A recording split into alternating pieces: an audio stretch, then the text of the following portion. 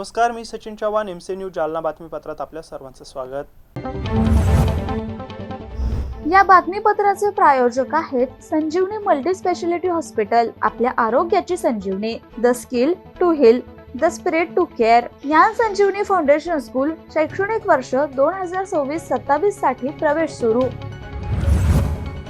देविदास सोमला चव्हाण ग्राम रोजगार सहाय्यक तुपेवाडी तालुका बदनापूर यांच्यावरील नियमबाह्य कारवाई रद्द करण्यात यावी आणि त्यांना पुन्हा कामावर हजर करून घ्यावे या मागणीसाठी जिल्हा परिषद कार्यालयासमोर 28 जुलैपासून बेमुदत आंदोलन सुरू करण्यात आले आहे। देविदास सोमला चव्हाण ग्राम रोजगार सहाय्यक तुपेवाडी तालुका बदनापूर यांच्यावरील नियमबाह्य कारवाई रद्द करण्यासाठी जिल्हा परिषदेसमोर आंदोलन करण्यात आले आहे। बदनापूर तालुक्यातील तुपेवाडी येथील ग्राम रोजगार सहाय्यक देविदास सोमला चव्हाण यांच्यावरती शासन निर्णय डावलून कारवाई करण्यात आली असल्याचा आरोप यावेळी करण्यात आला। शासन नियमानुसार 3 नोटीस देणे बंधनकारक असताना त्या न देता नियमबाह्य कारवाई केली असल्याचा आरोप करत त्यांच्या कुटुंबावर उपासमारीची वेळ आली असल्याचं त्यांनी म्हटलंय। त्यामुळे चव्हाण यांना तात्काळ कामावर रुजू करून घेण्यात यावं आणि यापुढे कोणत्याही रोजगार सेवकावरती नियमबाह्य कारवाई करण्यात येऊ नये। तसेच चिखली येथील ग्राम रोजगार सहाय्यक पिसाळ यांच्या विरोधात खोट्या तक्रारी केल्यामुळे आणि संबंधित कर्मचाऱ्यांनीच त्रास दिल्यामुळे जाचाला कंटाळून त्याने 22 जुलै 2026 रोजी आत्महत्या केली। त्यामुळे यापुढे कोणत्याही रोजगार सहाय्यकाला विनाकारण त्रास देण्यात येऊ नये। जर त्रास दिला तर तीव्र स्वरूपाचं आंदोलन छेडण्यात येईल असा इशारा यावेळी देण्यात आला। यावेळी बलिराम कोलते, देविदास चव्हाण, सुनील डोळसे, संतोष शिवाळे, राजेंद्र चौधरी, केडी देशमुख, श्रीमंता क्षीरसागर, शिवाजी डिगे, नारायण भवर, वाल्मिक गारखेडे, संजय ढाकणे, विष्णू वालके, गणेश मडके, संतोष शिंदे, रंगनाथ इंदलकर, नारायण भवर, भगवान घुगे आदींच्या स्वाक्षऱ्या आहेत। बदनापूर तालुक्यातील तुपेवाडी येथील ग्राम रोजगार सहाय्यक देविदास सोमला चव्हाण यांच्यावर ग्रामपंचायतने नियमबाह्य कारवाई केली। त्या नियमबाह्य कारवाईच्या निषेधार्थ आम्ही काल 28 दिनांकपासून बेमुदत जिल्हा परिषद कार्यालयासमोर धरणे आंदोलन धरलेले आहे। आजचा उपोषणाचा दुसरा दिवस आहे। ग्रामपंचायतने नियमबाह्य कारवाई केली आणि शासन निर्णयानुसार 3 नोटीस देणे बंधनकारक आहे। त्या नोटीस न देता कारवाई केली आणि कारवाई केल्याच्या नंतरही आम्ही अनेक वेळा निवेदन दिले, परंतु त्या निवेदनाची दखल न घेतल्यामुळे आम्हाला कालपासून इथे उपोषणाला बसावे लागले आणि ग्रामपंचायत जोपर्यंत इथे येऊन आम्हाला कामावर घेण्याचं पत्र देत नाही, ठराव घेत नाही, तोपर्यंत हे उपोषण चालूच राहणार आहे। आणि यापुढे बदनापूर तालुक्यात रोजगार सेवकाविरुद्ध सर्वाधिक तक्रारी वाढलेल्या आहेत। जिल्ह्यामध्ये सर्वाधिक तक्रार जर असेल तर बदनापूर तालुक्यात आहेत। त्यामुळे यापुढे रोजगार सहाय्यकावर खोट्या तक्रारी करण्यात येऊ नये आणि जर तक्रार आली त्याची शहानिशा करण्यात यावी। आणि असाच आमचा 4 दिवसाआधीच आमच्यातील एक ग्राम रोजगार सहाय्यक चिखली येथील मंता पिसाळ याने या खोट्या तक्रारीपोटीच नैराश्यातून जी आत्महत्या केली। त्यामुळे या रोजगार सेवकाच्या अशा काही ज्या तक्रारी असतील त्याची शहानिशा करूनच कारवाई करण्यात यावी। विनाकारण खोट्या तक्रारीवर दखल घेऊ नये ही आमची संघटनेच्या वतीनं मागणी आहे। कधीपर्यंत तुम्ही उपोषण चालू ठेवावं? जोपर्यंत गट विकास अधिकारी यांनी काल आम्हाला पत्र घेऊन आले होते त्याचे संबंधित कर्मचारी, परंतु त्या पत्रावर आमचं समाधान झालं नाही। त्याच्यानंतर जिल्हा परिषदमधील कर्मचारी प्रफुल्ल सोळंके व रफिक शेख हे पत्र घेऊन आले होते की अंतिम स्मरणपत्र, परंतु त्या पत्रावर आमचं समाधान झालं नाही। माननीय गट विकास अधिकारी यांनी ग्रामपंचायतला पत्र काढून आम्हाला इथे संबंधित ग्रामसभेचा ठराव घेऊन यात की आम्ही संबंधित रोजगार सेवकाला कामावर रुजू करून घेण्यात यावं, त्यावेळेस आम्ही हे आंदोलन स्थगित करू। जालना जिल्ह्यातील शेतकऱ्यांना संघटित करून त्यांना आर्थिकदृष्ट्या सक्षम करण्याच्या उद्देशाने जिल्हा कृषी विभागाच्या आत्मा विभागामार्फत शेतकरी उत्पादक कंपन्यांच्या स्थापनेला मोठी चालना मिळत आहे। जिल्ह्यात आतापर्यंत सुमारे 800 शेतकरी उत्पादक कंपन्यांची स्थापना करण्यात आली आहे। त्यापैकी 500 ते 600 कंपन्यांनी कृषी संजीवनी अंतर्गत विविध योजनांचा लाभ घेतला आहे। या प्रकल्पाच्या माध्यमातून मोसंबी उत्पादक कंपनी, बियाणे उत्पादन कंपनी, कृषी अवजारे उपलब्ध करून देणाऱ्या कंपन्या तसेच इतर कृषी व्यवसायाशी संबंधित विविध उत्पादक कंपन्या स्थापन करण्यात आल्या। या कंपन्यांमुळे शेतकरी एकत्रितपणे शेतीमालाचं उत्पादन, प्रक्रिया, साठवण, विपणन आणि विक्री करत असल्याने त्यांना चांगलीच आर्थिक फायदा होतोय। त्यामुळे शेतकऱ्यांचं उत्पन्न वाढण्यास मदत होत असून ग्रामीण अर्थव्यवस्थेलाही बळ मिळतंय। शेतकरी उत्पादक कंपन्यांमुळे बाजारपेठेत थेट प्रवेश, उत्पादन खर्चात बचत, दर्जेदार कृषी निविष्ठांची उपलब्धता तसंच आधुनिक तंत्रज्ञानाचा वापर वाढत असल्याने अनेक शेतकरी स्वावलंबी बनत आहेत. त्यामुळे या उपक्रमाला जिल्ह्यात चांगला प्रतिसाद मिळतोय. दरम्यान कृषी संजीवनी प्रकल्पाच्या दुसऱ्या टप्प्यात जिल्ह्यातील 156 ते 138 गावांचा समावेश करण्यात आल्याची माहिती आत्मा प्रकल्प संचालक अमोल आगवान यांनी दिली. या गावातील शेतकऱ्यांनी शेतकरी उत्पादक कंपन्यांमध्ये सहभागी होऊन शासनाच्या विविध योजनांचा लाभ घ्यावा असं आवाहन त्यांनी केलं. येत्या काळात अधिकाधिक शेतकरी उत्पादक कंपन्या सक्षम करून शेतीला उद्योगाची जोड देण्याचा कृषी विभागाचा प्रयत्न असून त्यातून शेतकऱ्यांचं उत्पन्न वाढवणे आणि ग्रामीण भागात रोजगार निर्मिती करणे हे प्रमुख उद्दिष्ट असल्याचं अमोल आगवान यांनी सांगितले. काय स्थिती आहे तुमची? जालना जिल्ह्यामध्ये साधारणतः आपले सर्व 8 तालुक्यांमधून जे शेतकरी उत्पादक कंपन्या स्थापन झालेल्या आहेत, जवळपास 700 ते 800 शेतकरी उत्पादक कंपन्या आपल्या स्थापन झालेल्या आहेत जालना जिल्ह्यामध्ये. आणि त्याची आजची परिस्थिती जर विचार केली, त्यांनी जो काही लाभ घेतलेला आहे, कंपन्या ॲक्टिव्ह आहेत. जवळपास नानाजी देशमुख कृषी संजीवनी, ज्याला आपण पोकरा योजना म्हणतो, टप्पा 1मध्ये जवळपास 550 ते 600 कंपन्यांनी विविध घटकांतर्गत लाभ घेतलेला आहे. स्मार्ट प्रोजेक्ट जो जागतिक बँकेचा अर्थसहाय्य दुसरा प्रोजेक्ट आहे, स्मार्ट प्रोजेक्ट अंतर्गतसुद्धा जवळपास 25 शेतकरी उत्पादक कंपन्यांनी लाभ घेतलेला आहे. एकंदरीत पाहता जालना जिल्ह्यामध्ये जवळपास आज अखेरपर्यंत पोकरा योजना, स्मार्ट योजना असेल, जवळपास 600 ते 650 शेतकरी उत्पादक कंपन्यांनी लाभ घेतलेला आहे. सध्या स्थितीमध्ये जे चांगल्या टॉपमध्ये कोणती कंपनी आहे असं जिल्ह्यात एखादी शेतकऱ्यांना बघण्यासारखी एखादी आहे का? जालना जिल्ह्यामध्ये विविध क्षेत्रामध्ये काम करणाऱ्या अतिशय चांगल्या कंपन्या आहेत. आपल्यालाच माहिती आहे, जालना सीडब आहे, जालना आपला स्टील इंडस्ट्री आहे, सीडब आहे. ॲग्रिकल्चर सेक्टरमध्ये जालन्याचं अतिशय चांगलं नाव आहे. अशा क्षेत्रामध्ये चांगलं काम करणाऱ्या म्हणजे बळीराजा फार्मर प्रोड्युसर कंपनी अंतरवाला, की जी मोसंबी क्षेत्रामध्ये काम करते, ही कंपनी एक चांगली आहे. त्यानंतर जिल्ह्यामध्ये आपली पहिलीच कंपनी अशी असेल की जी कापूस पिकामध्ये काम करते, कापूस गाठी विकून विक्री करते, अशी विघ्नेश शेतकरी उत्पादक कंपनी, ही पण शेवगा तालुका अंबड या ठिकाणी अशा बऱ्याच कंपन्या आपल्या जिल्ह्यामध्ये चांगलं काम करत आहेत. त्यापैकी या 2 कंपन्या आहेत. यावर्षी नवीन पोखरामध्ये गावांचा समावेश झाला, त्यांना काय आव्हान करावं किती आहे? चालू वर्षी आपल्या जालना जिल्ह्यामध्ये जवळपास 176 गावांचा नानाजी देशमुख कृषी संजीवनी टप्पा 2 अंतर्गत समाविष्ट झालेला आहे. याच्यामध्ये वैयक्तिक लाभार्थ्यांच्या योजना आहेत आणि शेतकरी उत्पादक कंपन्यांना विविध प्रकारच्या योजना आहेत. तर मीच आवाहन करेल की जास्तीत जास्त शेतकरी उत्पादक कंपनी, शेतकरी गट, महिला आर्थिक विकास महामंडळ यांच्याकडे नोंदणीकृत असणारे महिला बचत गट, CMRC हे सगळे लाभ घेऊ शकतात. जास्तीत जास्त प्रक्रिया उद्योग या लोकांनी प्रक्रिया उद्योगांचा लाभ घ्यावा, या दृष्टीने मी सर्व शेतकरी उत्पादक कंपन्या आणि वैयक्तिक शेतकऱ्यांना आवाहन करतो. जालना शहरात पुन्हा एकदा गुन्हेगारीने डोकं वर काढलंय. नवीन जालना परिसरात अवघ्या 24 वर्षीय तरुणाची धारदार शस्त्राने वार करून निर्घुण हत्या करण्यात आल्याने शहरात एकच खळबळ उडाली आहे. पैशांच्या देवाणघेवाणीतून हा प्रकार घडल्याचा प्राथमिक संशय व्यक्त केला जात असून आरोपींच्या शोधासाठी पोलिसांची विशेष पथके रवाना करण्यात आली आहे. जालना शहरातील नवीन जालना भागात जिल्हा परिषद शाळेसमोर धक्कादायक घटना घडली. मयूर मेंढरे, वय 24 वर्षे, राहणार बरवार गल्ली, खडकपुरा, नवीन जालना असं मृत तरुणाचं नाव आहे. अज्ञात हल्लेखोराने धारदार शस्त्रानं वार करून त्याची निर्घुण हत्या केली. या घटनेनंतर परिसरात भीतीचं वातावरण निर्माण झालं असून नागरिकांमध्ये मोठी खळबळ उडाली आहे. प्राथमिक माहितीनुसार पैशाच्या देवाणघेवाणीतून निर्माण झालेल्या वादातून ही हत्या झाल्याचा संशय पोलिसांनी व्यक्त केला. घटनेची माहिती मिळताच पोलीस अधिकारी आणि कर्मचारी तातडीनं घटनास्थळी दाखल झाले. त्यांनी घटनास्थळाचा पंचनामा करून पुरावे संकलित करण्यास सुरुवात केली. तसेच मृतदेह शवविच्छेदनासाठी शासकीय रुग्णालयात पाठवण्यात आलाय.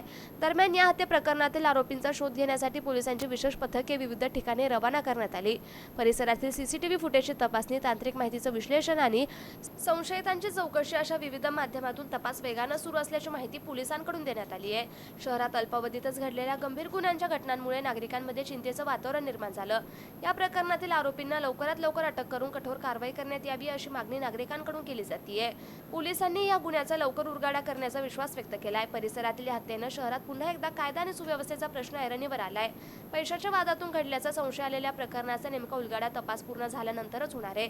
आरोपीच्या अटकेकडे आणि पोलिसांच्या पुढील तपासाकडे आता संपूर्ण जालना जिल्ह्याचं लक्ष लागलंय. 9:45 दरम्यान महानगरपालिकेच्या समोर एका युवकाचा खून झाल्याची घटना घडलेली आहे.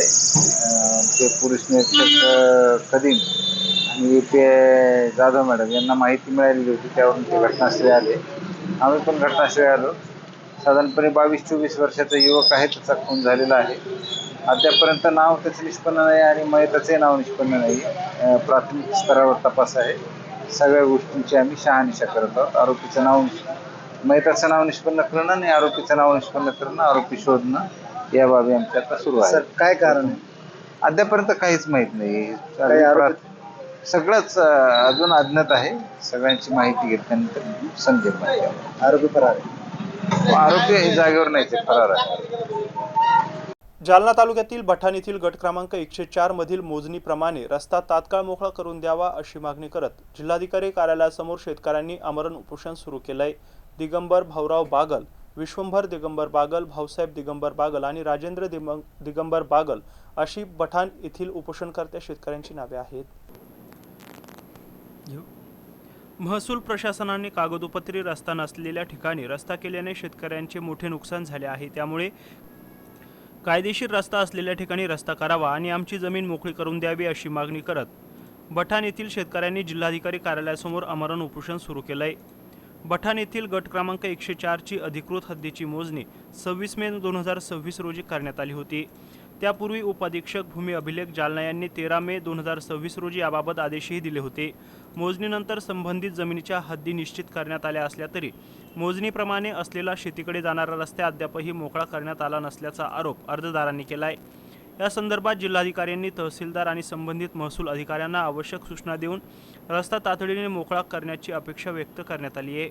मात्र अद्याप कोणतीही ठोस कार्यवाही झाली नसल्याचं निवेदनात म्हटलंय. रस्ता बंद असल्यामुळे शेतात ये जा करणे, मशागत करणे, शेतमालाची वाहतूक करणे तसेच ट्रॅक्टर आणि इतर कृषी अवजारे ने-आण करण्यास मोठ्या अडचणी निर्माण होत असून त्यामुळे आर्थिक आणि मानसिक त्रास सहन करावा लागतोय असा दावा शेतकऱ्यांनी केलाय. यामुळे मोजणीप्रमाणे रस्त्यावरील अडथळे आणि अतिक्रमण तात्काळ हटवून रस्ता मोकळा करण्यात यावा अशी मागणी शेतकऱ्यांनी केली आहे. तुमचं नाव सांगा आणि काय मागणी आहे? म्हणजे कुठल्याही न्यायालयानं आमच्या शेतातले झाडं थोडे सांगितलं सुद्धा 17-18 झाडं फळं देणारे तहसीलदार महसूल 1 आणि महसूल 2 यांनी विनापरवाना तोडले आणि आम्ही त्याचा दुसऱ्या दिवशी वन खात्याला अर्ज देऊन सकट झाडं तोडल्याचा पंचनामा सुद्धा केला आणि आमच्या हद्दीतून कुठल्याही प्रकारचा रस्ता करण्याचा आदेश नव्हता. 80, 81, 86 तरी सुद्धा पाणी जाण्याचा प्रवाह मोडून तहसीलदार महसूल जालना यांनी रस्ता निर्माण केला आणि मोजणी करून सरळ करू म्हणे तर मोजणीचं 12-13 मीटर पलीकड हद्द खुणा गेल्या आणि त्याप्रमाणे करून देतो अशा 2 आदेश काढते. पण तहसीलदार त्या आदेशाच्या दिवशी काढल्यावर नोटीस देऊन येत नाही. 25 तारीख काढली होती मागची, आताची कालची 27 तारीख काढली होती. येतो म्हणून सरळ करून देतो म्हणून काही आतापर्यंत केली नाही. वेळोवेळी नुसते म्हणते आणि करत नाही. आता काय तुमची मागणी काय, किती दिवस उपोषण चालणार आहे? आमची मागणी हीच आहे की ज्या आता मोजणी झालेली आहे त्या मोजणीप्रमाणे करण्यात यावा हीच आमची अपेक्षा आहे. किती जण बसले उपोषणाला? आम्ही आता 4 जण बसले, 4 ते 5 जण. नाव सांगा उपोषणाला बसलेले. दिगंबर भाऊराव, भाऊसाहेब दिगंबर, विश्वंभर दिगंबर, राजू दिगंबर, रवी बागल. याबरोबरच हे बातमीपत्र इथं संपलंय. पुन्हा भेटूया पुढील बातमीपत्रात. तोपर्यंत पाहत राहा MC न्यूज जालना. नमस्कार.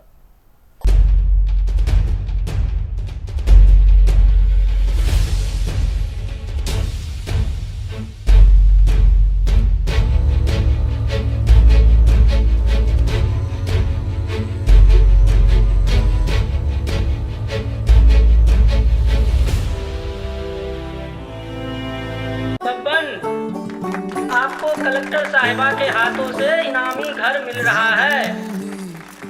आपका घर बहुत सुंदर होगा ना? अरे नहीं बेटा, हम तो बहुत छोटे आदमी हैं। चाचू डोंट वरी, मैं बड़ी होकर आपके लिए और सबके लिए मजबूत और सुंदर घर बना के दूंगी। कालिका सरिया लाना मत भूलना। कालिका TMT सरिया कंक्रीट से करे मजबूत जोड़ और भूकंप, जंग, आग से लड़कर घर को दे दीर्घायु। कालिका सरिया मैं भूली नहीं। बेटिया आप कलेक्टर। कालिका TMT फैसला जो मजबूत हो। संजीवनी मल्टी स्पेशालिटी हॉस्पिटल, ऋषी पार्क, अंबर चौफुली, जालना।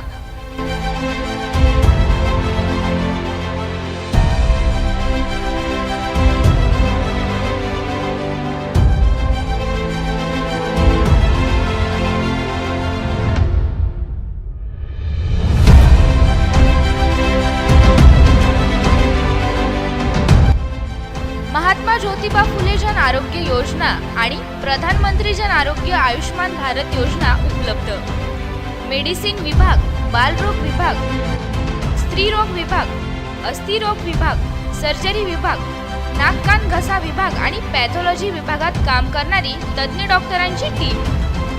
उपलब्ध सुविधा ICU, NICU, जालना शहरातील अद्ययावत ultima of 100 with stent boost cath lab,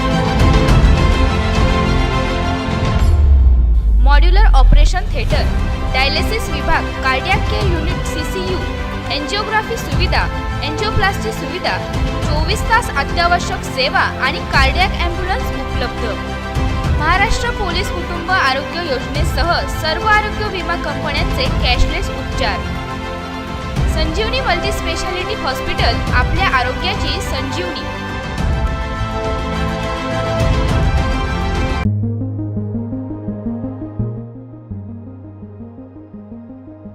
Devgiri English high school Jalna शैक्षणिक वर्ष 2026-27 साठी इयत्ता नर्सरी ते 10वी पर्यंत प्रवेश देणे सुरू आहे। आमची वैशिष्ट्ये सर्व सुविधांनी युक्त नवीन इमारत, विद्यार्थ्यांसाठी बस सुविधा, उच्च शिक्षित कुशल शिक्षक वर्ग, मर्यादित प्रवेश, वेळोवेळी शैक्षणिक सहलींचं आयोजन।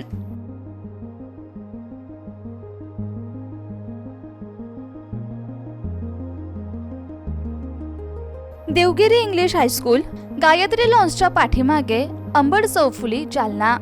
संपर्क क्रमांक 9371261777 आणि 9623756132। आजच तुमचा प्रवेश निश्चित करा।